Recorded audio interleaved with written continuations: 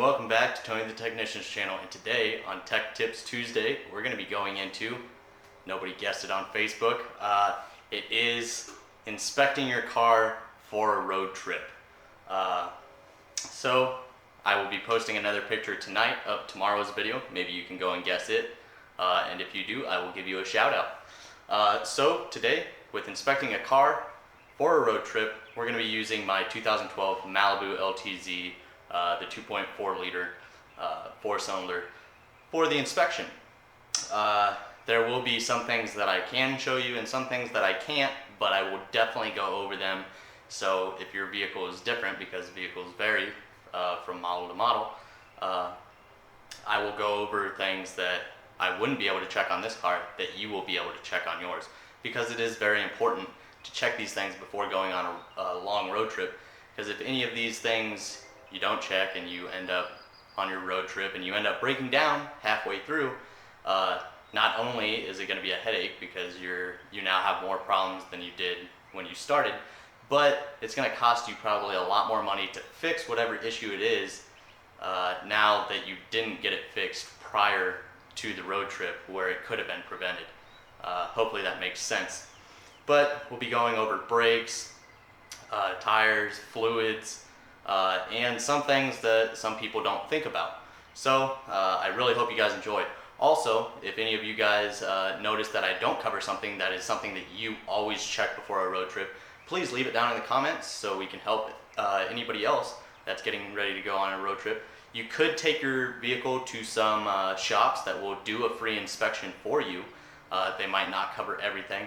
And I believe it's always handy to know how to check your vehicle and at least know what to look for. So if you do need something fixed, even if you can't fix it, you can go to the shop already knowing what you want done. So it's always handy to know this information. But if I forget anything, please, if you have anything to add, leave it down in the comments. But I really hope you guys enjoy. If you do, make sure to hit that thumbs up, leave a comment down below, and as always, subscribe if you're not a subscriber. Thank you guys. Alrighty guys, so one of the first things that you want to check out are your tires and your brakes. These are very vital to the vehicle. Well, basically everything I'm going to be going over is pretty vital, but this is one of the major factors. I just got new tires put on, so mine are good, but you always want to check the tread of your tire, make sure that you got good tread left on your tire, make sure none of the wear marks or it's not worn down to the wear marks. As well as check for dry rotting, tumors, you got lumpy tires, stuff like that. You want to make sure that your tires are in good condition.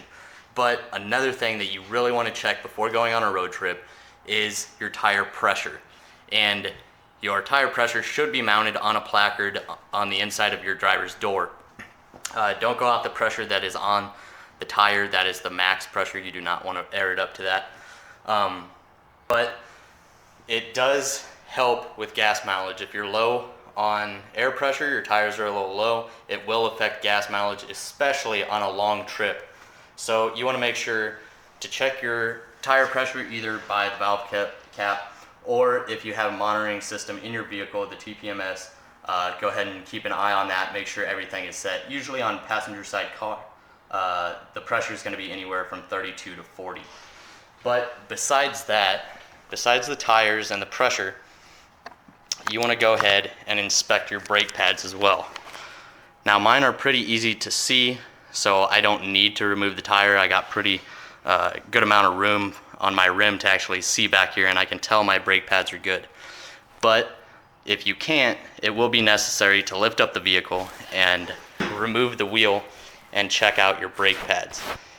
They do sell thickness gauges, so you can check that, or if you can eyeball, make sure that you have enough brake pad left for your road trip. You definitely don't want to be going with some worn down brake pads. So that's it as far as the tires and brakes. Okay, so the next thing that you want to inspect, not necessarily a high priority item, but if you're going on a long road trip and you expect bad weather, definitely want to make sure that your wiper blades are good. You want to make sure that the rubber is not cracked or dry rotted, and that it will actually help you if you come across bad weather.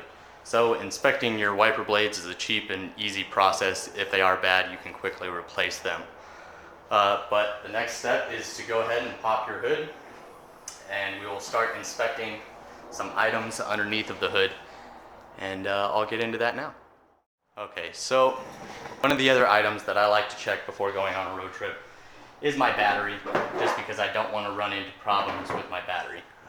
With the engine off, you should have about 12.5 to 12.7 volts, depending on how long the car has been off. And then with it on, you should have anywhere up to like 14.4 volts. But you can either use a battery tester if you have one laying around. You can use a battery tester like this and it'll give you a really good accurate reading of the battery and whether it's in good condition. If you don't, you can quickly just check it with a multimeter or a test light. I'm just going to connect to ground here, and I have 12.7 volts. So it's good for just sitting here.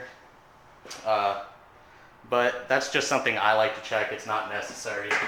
But if you're having starting issues with your car, you definitely want to inspect the battery, starter, alternator, and things like that.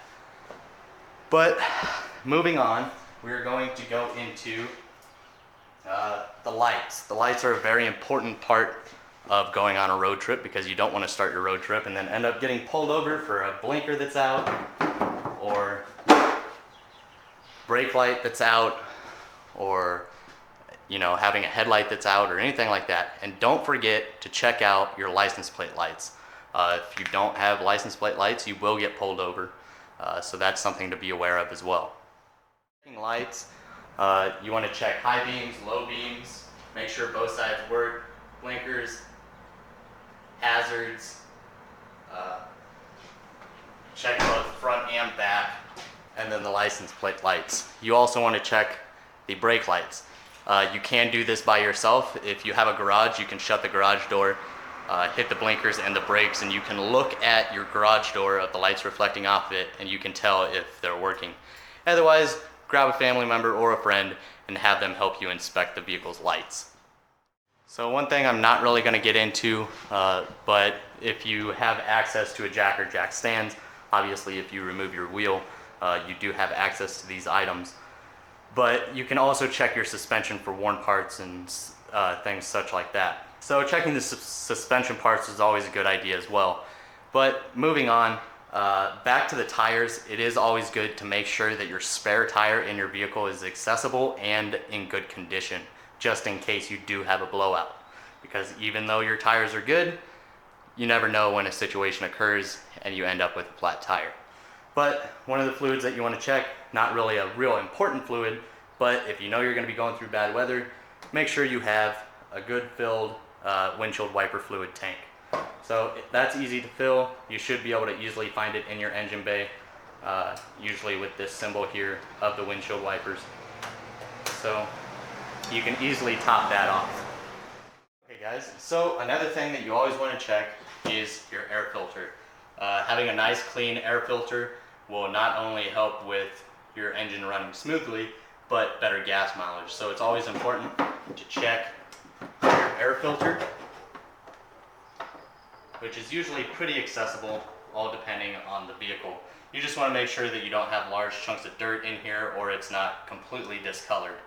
But this one looks okay. It's got a few miles on it. I'd say about 3,000 miles on it. So it is a little dirty, but you can simply use a vacuum cleaner and clean it out. Just make sure not to damage the air filter. Watch that AC line.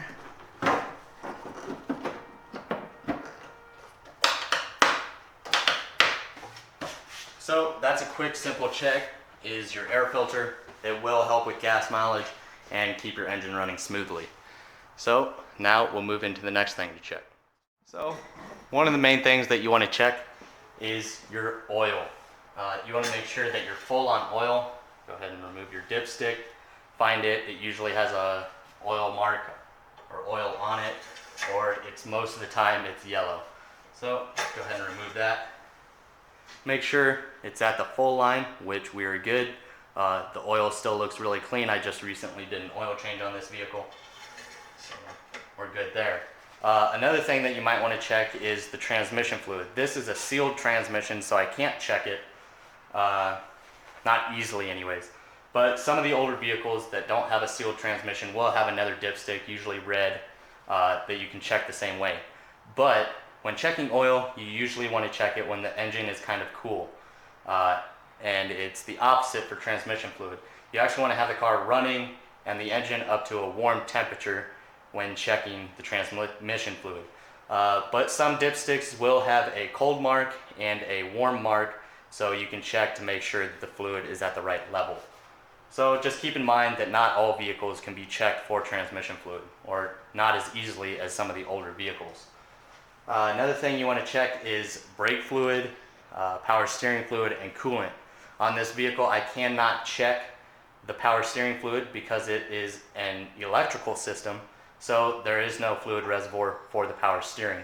Usually, you will find the power steering reservoir over where your power steering pump is located. Sometimes they are separate, but you will see like a steering wheel on top of the cap, and you can easily check that as well.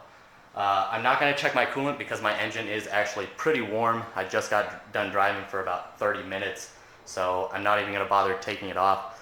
But this is my coolant reservoir. Yes, if you can see,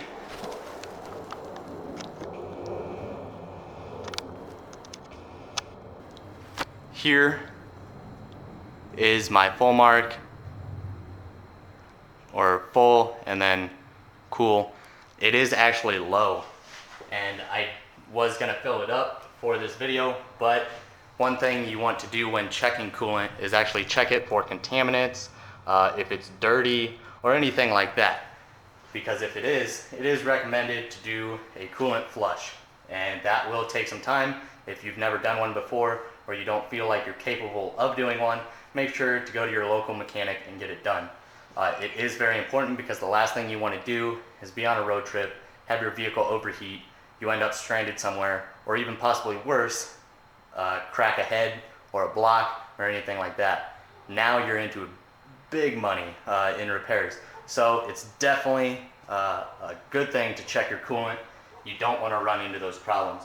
You would simply just remove this and look inside. I looked inside yesterday. I do have some contaminants in there, so I do need to do a coolant flush. So stay tuned for a future video on how to do a coolant flush in general, but it will be on this vehicle, 2012 Chevy Malibu. Another thing is the brake fluid.